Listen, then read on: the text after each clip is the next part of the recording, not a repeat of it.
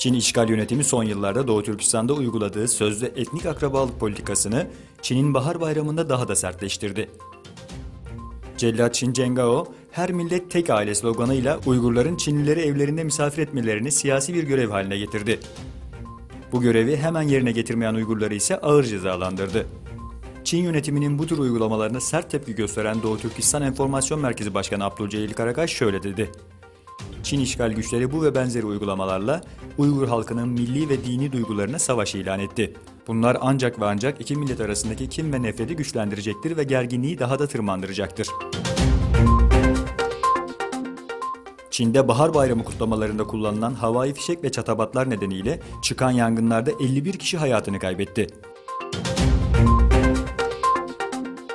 Almanya Başbakanı Angela Merkel, Makedonya Başbakanı ile düzenlediği bir basın toplantısında Çin'i Balkan ülkelerindeki ekonomik yatırımlarını kötüye kullanmamaya çağırdı. Merkel, Avrupa'daki diğer ülkelerin Çin etkisinden uyanık olmaları yönünde uyarıda bulundu.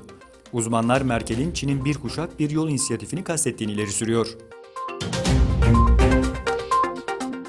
İsrail'e bağlı Kudüs Belediyesi'nin işgal altındaki Doğu Kudüs'ün güneyinde Yahudi yerleşimciler için 3000 yeni konut inşasını onayladığı bildirildi.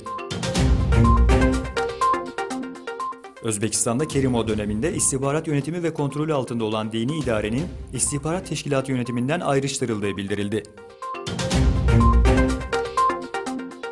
Suriye ordusu yüzlerce kişinin hayatını kaybettiği Doğu Guta'da saldırılarına devam ediyor.